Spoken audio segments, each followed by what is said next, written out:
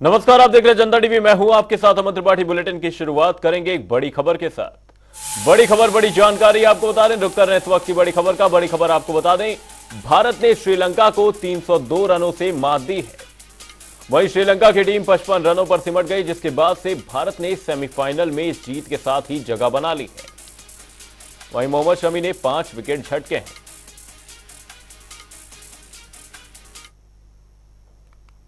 रुक करेंगे एक और बड़ी खबर का। बड़ी खबर, बड़ी जानकारी सामने। रुक कर रहे हैं बड़ी खबर का। बड़ी खबर आपको बता दें, उत्तराखंड से इस वक्त की ये बड़ी खबर आपको बता रहे हैं। देहरादून से उत्तराखंड को नई चीफ जस्टिस मिली है।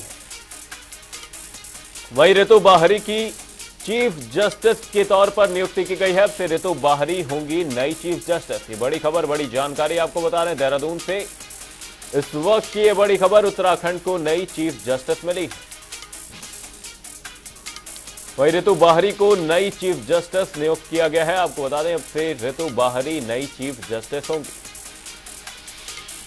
ये बड़ी खबर, बड़ी जानकारी उत्तराखंड से इस वक्त की ये बड़ी खबर, उत्तराखंड को नई चीफ जस्टिस मिली है। आपको बता दें, रितु बाहरी को नई चीफ जस्टिस नियुक्त किया गया है। वहीं अब से रितु बाहरी नई चीफ जस्टिस होंगी। ये बड़ी खबर, बड़ी जानकारी आपको बता रहे हैं। उत्तराखंड से इस वक्त की ये बड़ी खबर, उत्तराखंड को मिली है नई चीफ जस्टिस। रितु बाहरी की नई चीफ जस्टिस के तौर पर नियुक्ति की गई है।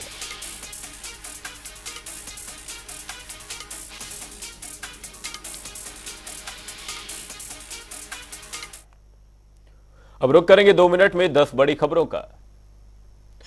राष्ट्रपति द्रौपदी मुर्मू का 3 दिवसीय उत्तराखंड दौरा। 8 नवंबर को बद्री विशाल के करेंगे दर्शन। जिला प्रशासन की तैयारियां शुरू। दिसंबर में होने वाली जीआईएस को लेकर तैयारियां तेज। समिट से पहले करोड़ों का एमओयू हुआ साइन। सीएम धामी ने कहा, उत्तराखंड निवेश के लिए सबसे बेहतर। अहमदाबाद के साबरमती आश्रम गए सीएम धामी। महात्मा गांधी को किया याद। कहा, सदैव दिलों में रहेंगे बापू।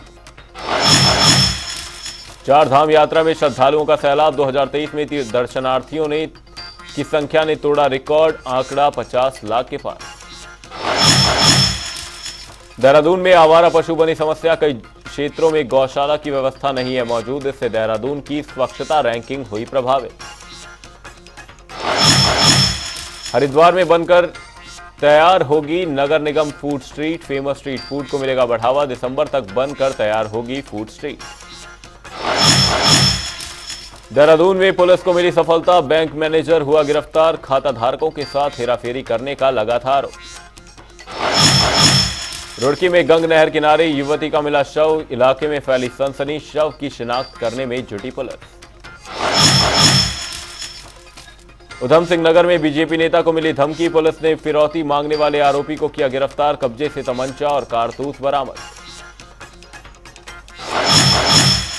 गौरीकुंड केदारनाथ पैदल मार्ग पर हादसा। चाय की दुकान पर गिरा पेड़। पिता की मौके पर मौत, बेटा घायल।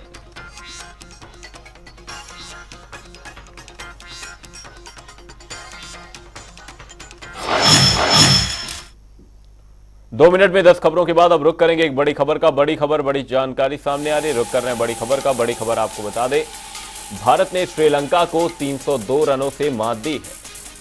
वहीं 55 रनों पर सिमट गई थी टीम श्रीलंका, जिसके बाद से भारतीय टीम ने वर्ल्ड कप के इतिहास की अपनी सबसे बड़ी जीत दर्ज की। इसी जीत के साथ भारत ने सेमीफाइनल में जगह बनाई। वहीं मोहम्मद शमी ने 5 विकेट झटके। सीएम धामी ने इस मौके पर भारतीय टीम को बधाई दी है।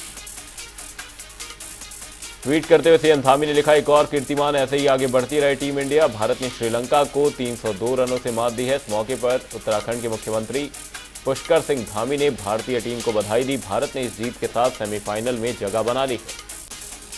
वहीं मोहम्मद शमी ने इस मुकाबले में 5 विकेट झटके। वहीं केएल राहुल, विराट कोहली, श्रेयस अय्यर और साथ ही शुभमन गिल ने बेहतरीन पारियां खेली, जिसकी बदौलत भारत ने एक अच्छा स्कोर बोर्ड पर लगाया। उसके बाद मोहम्मद सिराज, मोहम्मद शमी और जसप्रीत बुमराह ने कमाल की गेंदबाजी की, जिसके चलते 55 रनों पर श्रीलंकाई टीम सिमट गई।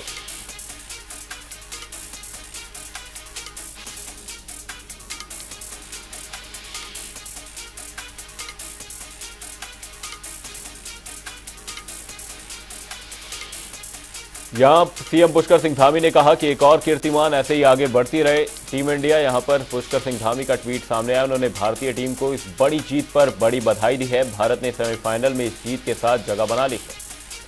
वहीं मोहम्मद शमी ने इस मौके पर 5 विकेट झटके। वहीं सीएम धामी ने भारतीय टीम को बधाई दी है। बड़ी खबर, बड़ी जानकारी आपको बता रहे हैं। उन्होंने लिखा कि एक और कीर्तिमान ऐसे ही आगे बढ़ती रहे टीम। भारत ने श्रीलंका को 302 रनों से मात दी है। 55 रनों पर सिमट गई थी श्रीलंकाई टीम। भारत ने कमाल की गेंदबाजी का प्रदर्शन किया। मोहम्मद शमी ने 5 विकेट लिए। साथ ही आपको बता दें मोहम्मद सिराज के खाते में 3 विकेट आए।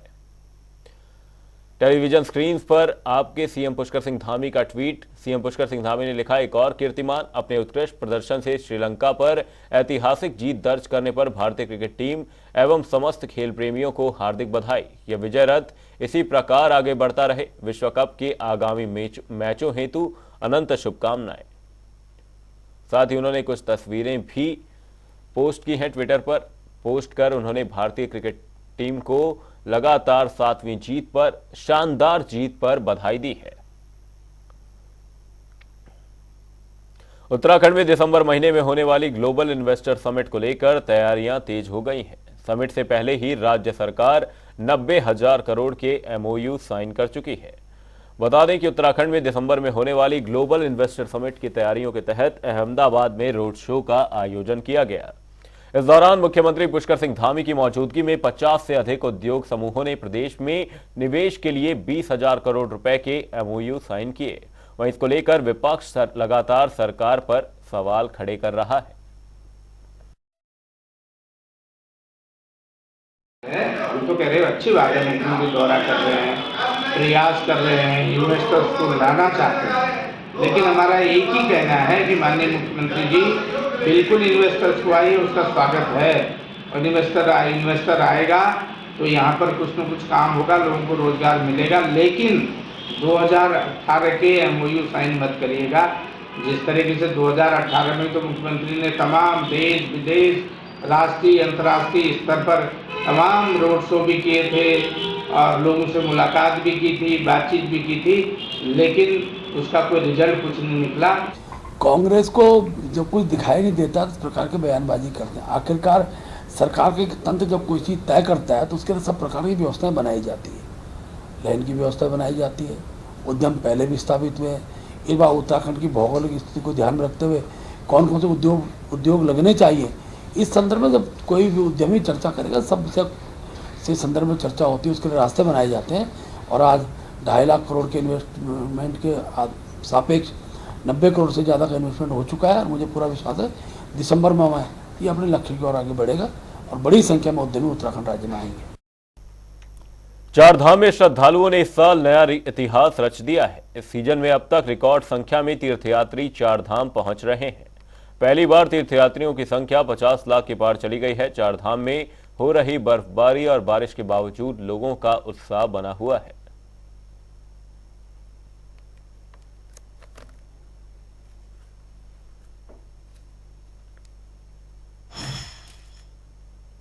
बद्रीनाथ धाम में 27 अप्रैल से 1 नवंबर तक 17,20,514 तीर्थयात्री पहुंचे। वहीं 25 अप्रैल से 1 नवंबर तक 18,98,161 तीर्थयात्री पहुंचे। गंगोत्री धाम में 22 अप्रैल से 1 नवंबर तक 8,90,441 तीर्थयात्री पहुंचे। यमुनोत्री धाम में 22 अप्रैल से 1 नवंबर तक 7,27,359 तीर्थयात्री पहुंचे।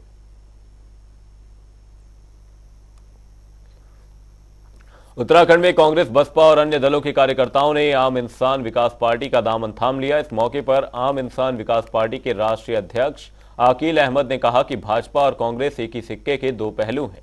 दोनों ही उत्तराखंड राज्य के लोगों के साथ खिलवाड़ कर रहे हैं। उन्हें आम जनता की समस्याओं से कोई लेना देना नहीं है।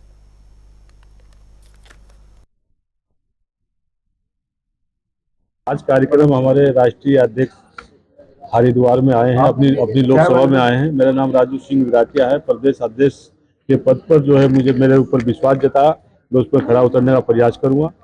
आज जो है हमारे माननीय राष्ट्रीय अध्यक्ष आकील अहमद जी जो है अपनी लोकसभा में आए और काफ़ी लोगों ने बसपा और कांग्रेस बीजेपी छोड़ करके आज आम इंसान विकास पार्टी में उन्होंने सदस्यता ग्रहण करी है। और हमारी आम इंसान विकास पार्टी जनहितों मुद्दों पर काम करेगी और करती हम रखा उसमें राजू विराटिया हैं, इनको हमने प्रदेश अध्यक्ष की जिम्मेदारी दी है। उत्तराखंड में मजबूत साथी हैं और साथ साथ इनको राष्ट्र में जो है सचिव भी बनाया। पहले 2 बार चुनाव लड़ चुके, जवालापुर सीट से भी, जवरेडा से भी चुनाव लड़ चुके। आम आदमी पार्टी छोड़ के इन्होंने आम इंसान विकास पार्टी पे भरोसा जताया और हम इनका स्वागत करते हैं। और आज जो है काफ़ी लोगों ने पार्टी की सदस्यता यहाँ पे जो है ग्रहण की है, उनका भी मैं स्वागत करता हूँ। कुछ लोगों को हमने जो है सम्मान भी दिया और हमारी जो कार्यकारिणी में जो हमने विस्तार किया, कार्यकारिणी पहले हम कार्यकारिणी घोषणा कर चुके, तकरीबन 180 लोगों को हमने जगह दी है संगठन में।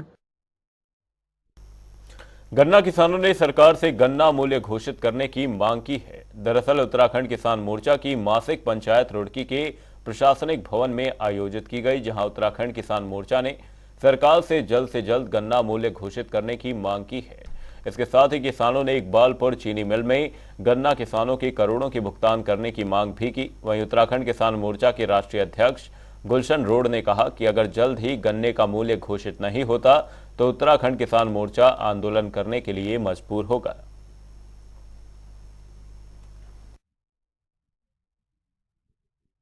उत्तराखंड किसान मोर्चे की मासिक पंचायत प्रशासनिक भवन आयोजित की गई, जिसका मुख्य एजेंडा ये था कि 2-3 दिन के अंदर चीनी मिल उत्तराखंड के चलने वाले और सरकार के द्वारा आज तक गन्ने का रेट तय नहीं किया गया। तो इसी को लेकर सरकार को चेताया और ये सरकार को उत्तराखंड किसान मोर्चा चेतावनी देना चाहता है कि तत्काल गन्ने का जो रेट है वो सरकार तय कर दे, क्योंकि 2-3 दिन के बाद जब चीनी मिल चलेंगे तो अभी तक किसान को और चीनी मिलों को ये पता नहीं गन्ने का रेट क्या है। कल उत्तर प्रदेश का भी गन्ने का रेट सरकार के द्वारा उत्तर प्रदेश की तय कर दिया गया, अन्य राज्यों में गन्ने का रेट तय किया गया, क्यों उत्तराखंड प्रदेश बचा गया। तो इसी मांग को लेकर आज यहाँ पे एक पंचायत रखी गई। सितंबर की एक महापंचायत रुड़की में की थी, फिर जो है उत्तराखंड किसान मोर्चा एक बड़ी महापंचायत करने के लिए बाध्य होगा। क्या मांग की गई सरकार से अध्यक्ष जी? 600 रुपये प्रति कुंटल की मांग वह 4 सितंबर की पंचायत में भी थी और आज भी राष्ट्रीय अध्यक्ष ने बताया कि भाई जो जिले में आपदा आई है, आपदा को देखते हुए जो किसान का भारी नुकसान हुआ है इस जिले में, 600 रुपये प्रति कुंटल गन्ने का भाव होना चाहिए। इसके कम स्वीकार नहीं होगा? इससे कम स्वीकार नहीं होगा। अगर सरकार इससे कम करेगी तो आप देख रहे हैं निकट भविष्य में 2024 आ रहा है। जैसे जनपद हरिद्वार के किसान ने विधानसभा चुनाव में भारतीय जनता पार्टी को आईना दिखाने का काम करा, ऐसे ही लोकसभा चुनाव में भी कहीं ना कहीं किसान फिर एक मत होकर इनके खिलाफ लगेगा। मसूरी के एमपीजी कॉलेज में 7 नवंबर को होने वाले छात्र संघ चुनाव के लिए विभिन्न पदों के लिए छात्रों ने नामांकन पत्र भरे। इस चुनाव को लेकर छात्रों में जबरदस्त उत्साह दिखाई दिया। कई छात्रों ने ढोल नगाड़ों और गाजे बाजों के साथ नामांकन कराए। कुल 5 पदों के लिए छात्रों ने नामांकन पत्र दाखिल किए। एमपीजी कॉलेज के मुख्य चुनाव अधिकारी डॉक्टर आरपीएस चौहान की देखरेख में ये नामांकन किए गए। के बाद अगर परिणाम हमारे पक्ष में आ जाए तो हम कॉलेज में सबसे पहले तो एमएससी लाने की कोशिश करेंगे। एमकॉम जो हमारा ये है सेल्फ फाइनेंस करेंगे, इसकी मेंटल जैसे एनईपी लागू होने के पश्चात यहाँ पर कोई भी नई बुक्स अलाउ नहीं है, लाने की तैयारी करेंगे। आज हमारे कॉलेज की कुछ मुख्य समस्या है, हम उन पर काम करेंगे। जैसे पहला है टीचरों की नियुक्ति जो कई साल से रुकी हुई है, और हमारे कॉलेज में बुक्स को लेकर भी बहुत सारी समस्या है, तो हम उस पर भी काम करेंगे। और हम छात्र संघ में जीतते हैं तो हम पूर्ण विश्वास दिलाते हैं कि हम ये सारी बुक्स और हमारे टीचरों की कदम उठाए। हमने पहले सीयूटी के ऊपर कदम उठाया था जिसके ऊपर हम सक्सेसफुल हुए थे। उसके बाद मेरा संगठन कई मुद्दों पर काम कर चुका है, जिसके लिए हम टूर्नामेंट रखवाते हैं कि मसूरी के बहुत सारे मेरे भाई हैं जो कि नशे की तरफ जा रहे हैं, उनके लिए हम टूर्नामेंट कराते हैं जिससे कि लोग नशे से मुक्त हो जाए। सबसे पहले आप देख सकते हैं कॉलेज में जो 2007 से टीचर नहीं है, 14 पदों की रिक्त पद होना है। हम उसके मांग करेंगे आगे से नगर पालिका शिक्षा सभा से कि आप एक बार के लिए कॉलेज में आए हो, कॉलेज के जो विगत वर्षों से जो टीचर नहीं है उस पर रिक्त पदों पर भर्ती। ये टीवी के माध्यम से मैं ये संदेश देना चाहता हूँ कि निष्पक्ष और शांतिपूर्ण माहौल में ये जो चुनाव संपन्न कराना कॉलेज का दायित्व है, हम सबका दायित्व है। मैंने छात्रों से भी यही अपील की है कि शांतिपूर्ण माहौल में ये चुनाव संपन्न किए जाएं। हम निष्पक्ष तरीके से करेंगे, ये मेरा उस पर जोर है। दूसरी बात ये कि हमारे यहाँ कल से 31 तारीख से आचार संहिता लगा दी थी हमने 2 बजे से। आचार संहिता में ये नामांकन पत्रों की जो बिक्री जो कर ली गई है, उसके पश्चात ये जो आज नामांकन की डेट है 2 से 4 बजे तक इसकी अवधि हमने नियत कर रखी है। जितने भी बच्चे इसके दौरान नामांकन कराएंगे, इस नामांकन को हम कल इसकी जांच की जाएगी और उसी कल ही 5 बजे जो फाइनल लिस्ट हम पे आएगी, हम उसको प्रेस में भेज देंगे। बागेश्वर के बीडी पांडे कॉलेज कैंपस में छात्र संघ चुनावों की तारीखों का ऐलान होने के साथ ही छात्र नेताओं पर चुनावी बुखार भी छा गया है। छात्र संघ चुनावों में छात्र छात्राओं के बीच एबीवीपी और एनएसयूआई जैसे छात्र संगठनों ने अपने प्रत्याशियों को चुनावी मैदान में उतार रखा है। बता दें कि महाविद्यालय कैंपस बागेश्वर लिंग 2 कमेटी की सिफारिशों का प्रमुखता से पालन करवाया जा रहा है। वहीं 4 नवंबर को नामांकन, 7 नवंबर को मतदान और नए छात्र संघ अध्यक्ष की घोषणा होगी।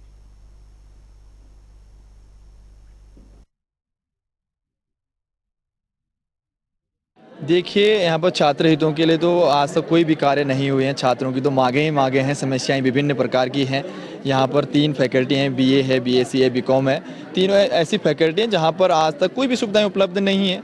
आज 80-90% बच्चों के जो है परीक्षा फलों में गड़बड़ियाँ चल रही हैं। अपनी आवाज़ों को उठा रहे हैं, लेकिन उनकी आवाज़ों को उठाने वाला कोई है भी नहीं और उनकी आवाज़ों को बुलंद करने वाला कोई। सभी को पता होगा कि ये पहले कॉलेज हुआ करता था, अब ये परिसर है। परिसर की कुछ कार्य यहाँ पर अभी पूर्णतः नहीं हो पाए हैं, तो उस कार्य को करने की हम कोशिश करेंगे कि यहाँ इस परिसर में वो कार्य सारे हों जो परिसर के उपयोग के लिए हो। तो सबसे पहले तो मैं अखिल भारतीय विद्यार्थी परिषद का धन्यवाद कहूँगा जिन्होंने मुझे बद्रीदत्त पांडे परिसर का एक अध्यक्ष प्रत्याशी घोषित किया है। ये हमारे वहाँ से चुनाव की आज अधिसूचना जारी होगी 3 बजे और जो हमारा प्रोग्राम यहीं से छात्र संघ का जो प्रोग्राम है यहीं से स्टार्ट हो जाएगा। ये हमारे जो है छात्र संघ की प्रक्रिया के साथ साथ एडमिशन प्रक्रिया भी गतिमान है और जो कल से हमारे नामांकन पत्रों का बिक्री स्टार्ट होगी और 4 तारीख को हमारा छात्र संघ का नामांकन होगा और 5 तारीख को उनकी जांच होगी और उसी दिन ही वैध मतपत्रों की सूची जारी कर दी जाएगी।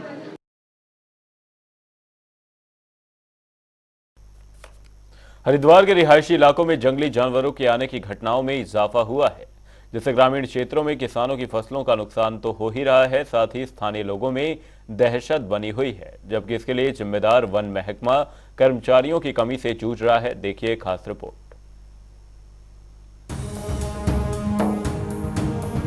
हरिद्वार शहर का बड़ा क्षेत्र राजाजी टाइगर रिजर्व और हरिद्वार वन प्रभाग से सटा हुआ है।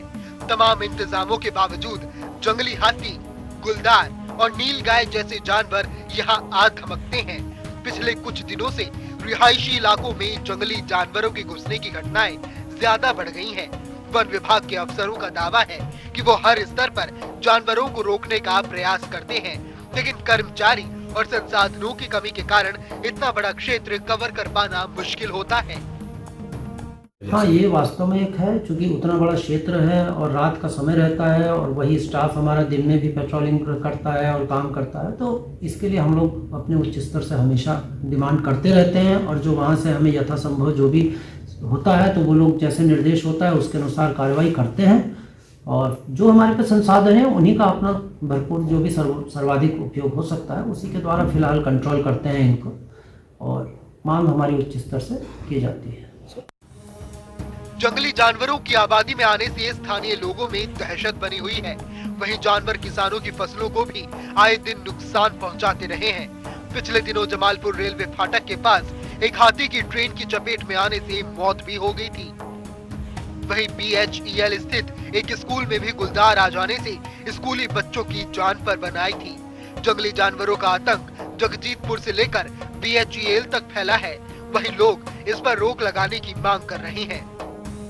आए दिन शहर में जंगल से चल के हाथियों का झुंड आ रहा है, जो गांव में फसल की नुकसान कर रहा है, घरों में घुस रहे हैं, गलियों में घूम रहे हैं।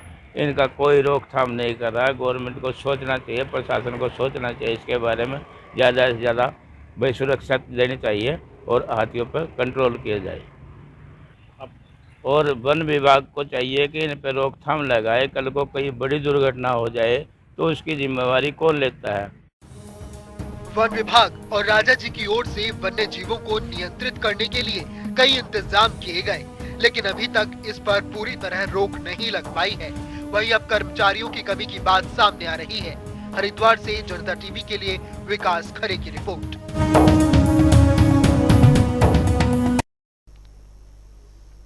बागेश्वर में खड़िया के बाजारों के अंदर खड़िया की मांग कम होने से इसका कारोबार भी थमता नजर आ रहा है। खड़िया खनन के मालिकों ने घाटे से उबरने के लिए विपक्षी नेता हरीश चंद्र ऐठानी के जरिए मुख्यमंत्री को ज्ञापन सौंपा।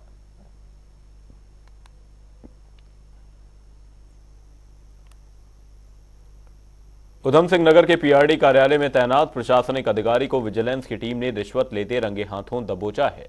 आरोपी प्रशासनिक अधिकारी ट्रांसफर के नाम पर पीआरडी जवान से 10,000 रुपए की डिमांड कर रहा था, लेकिन विजिलेंस के हाथ आ गया। फिलहाल विजिलेंस की टीम आरोपी अधिकारी से पूछताछ कर रही है, जिसके बाद उसे विजिलेंस की टीम हल्द्वानी ले जाएगी।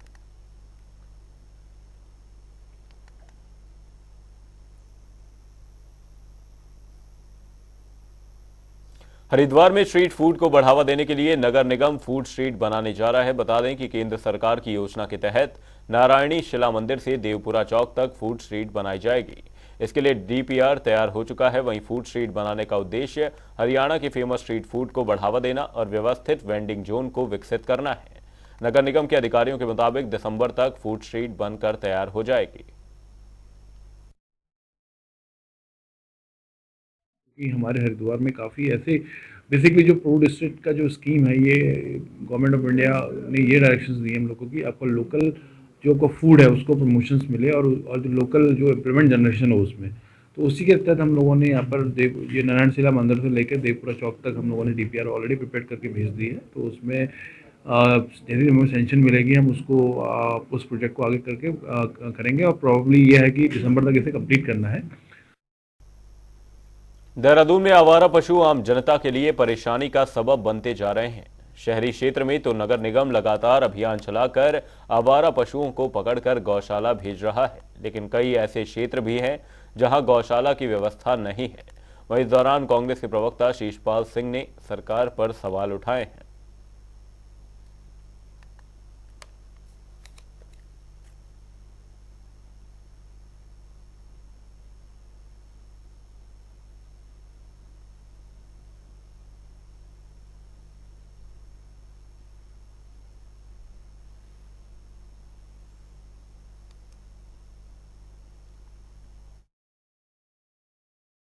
सरकार का असली चेहरा है। एक तरफ सरकार कह रही है कि स्वच्छ भारत अभियान उसका प्रमुख मुद्दा है। 2 अक्टूबर को गांधी जयंती के अवसर पर पूरी भाजपा सड़कों पर उतर करके फोटो सेशन करवा रही थी सफाई के नाम पर के। अब आप ये देखिए कि जगह जगह कूड़े के ढेर लगे हुए हैं, ये सफाई जो है नहीं हो पा रही है। और ये राजधानी देहरादून के सिटी का हाल है तो पूरे प्रदेश में क्या हाल होगा। अब निराश्रित पशु जो है उस कूड़े के ढेर पर कब्जा जमाए हुए बैठे हैं और आप जो है आवारा पशुओं के लिए कांजुई हाउस पर करोड़ों रुपए खर्च कर रहे हैं। आखिर आप इन पशुओं को वहां क्यों नहीं भेज रहे हैं। तो सरकार लगातार जो बात कहती है उस पर काम नहीं करती है।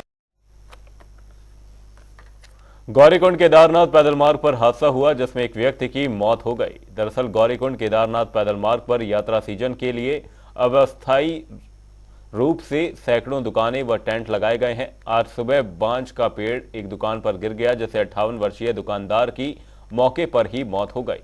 वहीं उनका बेटा गंभीर रूप से घायल हो गया जिसे बाद में अस्पताल में भर्ती कराया गया।